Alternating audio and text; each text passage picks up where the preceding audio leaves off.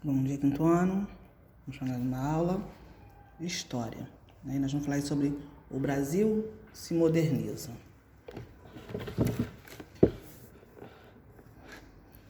Nas primeiras décadas do século XX, o Brasil passou por um período de modernização. Novas tecnologias foram adotadas nos centros urbanos e aumentou-se a quantidade de indústrias que passaram a empregar um número cada vez maior de pessoas. Nesse contexto, a luta dos trabalhadores por direitos ganharam força.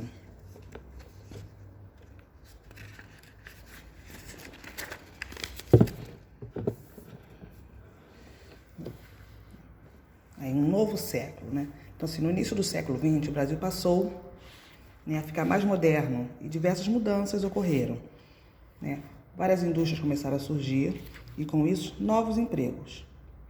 E também a luta dos trabalhadores, por direitos iguais. Vamos acompanhar aí essa leitura no nosso livro. Na passagem do século XIX para o século XX, diversas mudanças afetaram o cotidiano da população brasileira. O crescimento da industrialização no país atraiu muitas pessoas para os grandes centros urbanos, principalmente para a região sudeste do Brasil, onde a maioria da fábrica foi instalada. Além de pessoas vindas de diferentes regiões do país, milhares de imigrantes se dirigiam para as grandes cidades à procura de emprego. Nesse período, algumas tecnologias transformaram o cotidiano das pessoas, principalmente daquelas que viviam nos centros urbanos. As inovações atingiram os meios de transporte e de comunicação, além das formas de lazer. A chegada da eletricidade ao país, por exemplo, permitiu a substituição de bondes de tração animal por bondes elétricos e dos lampiões a gás por lâmpadas elétricas. E com isso, nessa época, muitas pessoas também passaram a usar os automóveis e telefones. E, além disso, o cinema tornou-se uma nova opção de lazer. E nessa época também, um dos principais movimentos surgidos entre o século XIX e XX foi o modernismo. Mas o que é isso, modernismo? O modernismo foi um movimento responsável por profundas transformações nas mais diversas manifestações artísticas. Aí aqui na página 265, nós temos aí uma paisagem urbana no início do século XX, que com a chegada da eletricidade, nós tivemos aí os automóveis, que também são bem diferentes dos atuais, que esses aí são os automóveis do passado. E também aqui o modernismo, que, como eu falei, foi um movimento responsável por profundas transformações nas diversas manifestações artísticas. Então, as artes foram influenciadas pelas transformações do novo século. O principal movimento desse período foi chamado modernismo, que teve seu auge na década de 1920. Esse movimento buscava questionar os padrões artísticos tradicionais, expressando de forma mais livre as ideias dos artistas. E para divulgar suas ideias, os modernistas promoveram a Semana da Arte Moderna na cidade de São Paulo, em fevereiro de 1922. A semana contou com exposições de obras de artes, apresentações musicais, publicação de revista que buscavam contestar os padrões estabelecidos na época. E aqui na página 266 vocês têm atividades para fazer. E também com a questão da modernização, vamos entrar aí no assunto sobre as indústrias do Brasil. A indústria no Brasil começou com o essencial, coisas para comer, para se vestir, E assim, dentro dessas indústrias, a maioria dos operários, eles eram imigrantes, E nas fábricas, as condições de trabalho eram precárias, as instalações inadequadas e o salário era diferenciado entre homens e mulheres. No caso, os homens sempre ganhavam mais do que as mulheres. Então, vamos estar acompanhando agora a nossa leitura do nosso livro. partir da página 267. As indústrias no Brasil. No início do período republicano, a maior parte dos investimentos para a instalação de indústrias tinham origem nos lucros gerados pela cafeicultura. Assim, nesse período, o crescimento da industrialização no Brasil ocorreu principalmente na região sudeste, né? E entre as principais indústrias estavam as de tecelagem, né, que são a fabricação de roupas, e as de produtos alimentícios. No início do século XX, os imigrantes, né, como eu falei para vocês no início do vídeo, os imigrantes eles constituíam uma grande parcela dos operários. Então, a maioria desses operários dessas fábricas eram pessoas vindas, né, das suas cidades, das suas regiões, à procura de trabalho e por melhores condições de vida. Então, essas fábricas, né, empregavam eles.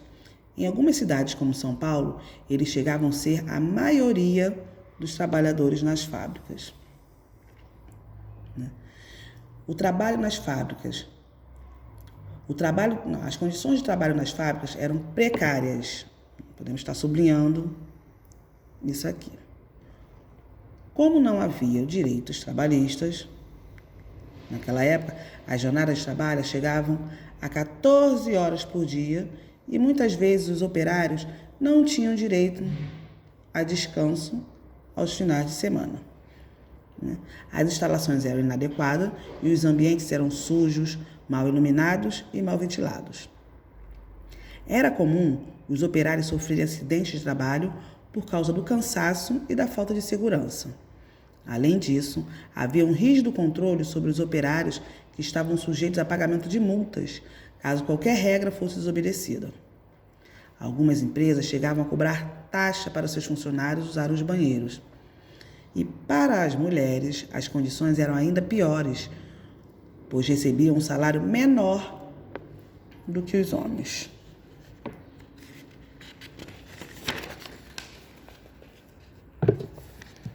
E aí, né, com essa questão das condições de trabalho, as instalações inadequadas, o salário diferenciado, né, a jornada de trabalho, né, era muito cansativa, os operários eles resolveram se unir. E eles resolveram se unir para quê? Para reivindicar melhorias.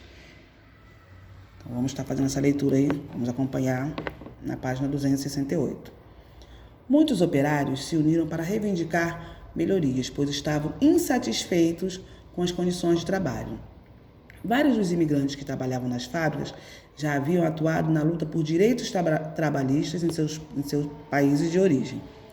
Assim, as ideias desses imigrantes contribuíram para que os operários criassem as primeiras associações de trabalhadores e que mais tarde deram origem aos primeiros sindicatos do Brasil.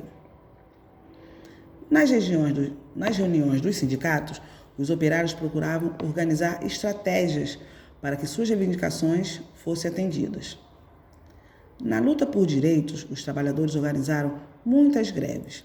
Entre suas reivindicações estavam a redução de jornada no trabalho, né, que a gente pode estar sublinhando aqui. Entre as reivindicações estava a redução de jornada de trabalho, maior segurança nas fábricas, o aumento salarial, férias remuneradas e a proibição de trabalhadores menores de 14 anos. Lembra dessa questão aí, dessas reivindicações que eles faziam: redução de jornada de trabalho, maior segurança nas fábricas, aumento salarial, férias remuneradas e a proibição de trabalhadores de 14 anos. Nós vamos ver um pouquinho mais à frente sobre esse assunto, tá? Vivendo valores. A união dos trabalhadores é fundamental para que eles possam lutar por melhores condições de trabalho. Juntos, eles têm mais força para fazer reivindicações. Muitos dos direitos que os trabalhadores possuem, né, atualmente, foram conquistados por meio da mobilização conjunta, né, desse movimento que eles faziam, eles se juntarem para reivindicar melhorias para eles mesmos. Então, eles perceberam que, assim, eles juntos, eles tinham mais força do que cada um reivindicando pelos seus direitos.